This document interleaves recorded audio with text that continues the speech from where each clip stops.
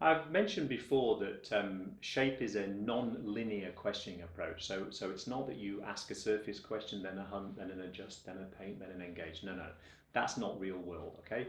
SHAPE is a real world, natural questioning approach.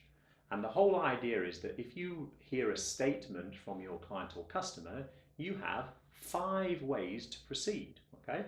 So let me give you an example of this. Supposing that your client or your customer says something to you like, competition is fierce. Competition is fierce. Now, you've got 5 responses. You could ask an adjust question. You could say, is this the most important priority for you now, addressing this increased competition in the marketplace? You could ask a paint question. You could say, in order to address this increased competition, what are the things that you think that you need to do to regain market share? That would be a paint question. You could ask an engage question that simply says, so what are the steps that you're planning to take? Actually not planning to take, because that isn't action. It would need to be, what are the steps that you are taking or going to take in order to address this, okay? Because that moves you toward action. Engage questions are about action. You could ask a simple surface question that says, in what ways is competition increasing? Or who do you see as your main competitors? Something like that. Or what is your current market share? Or you could ask a hunt question. And a hunt question might say something like, so how is the increased competition in the market affecting your market share? So you'll get an answer back about that. Or maybe you could ask, if your market share is reducing, how is that impacting your ability to invest in new products and services? So that would be a hunt question.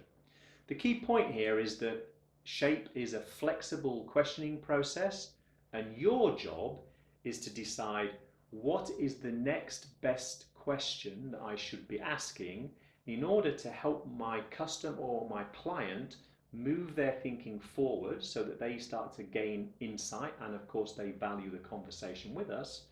And also, do I now feel like I have a full picture of what is happening in my customer or client's world? Now, a final point on this is thinking about the balance. So I'm saying it's all about the next best question. And what we tend to see is a more traditional salesperson with a very structured and linear approach will tend to spend 80% plus of their time gathering facts and then making assumptions based on those facts and offering solutions based on what they've seen before. Okay? In a SHAPE questioning environment, you still need to spend 40 to 70% of your time gathering facts because the facts are important. But equally, 10 to 25% of your time will be spent asking hunt questions. 10 to 25% of your time will be spent asking paint questions. And then you also need to set aside some time, maybe only 5%, to check through asking an adjust question whether this is actually a priority or something that my customer or client wants to talk about. And finally, 5 or 10% of the time asking engage questions to try to understand how the customer or client sees things moving forward or how they would like you to help. So a very different balance and a much more interesting and engaging conversation for your client or customer.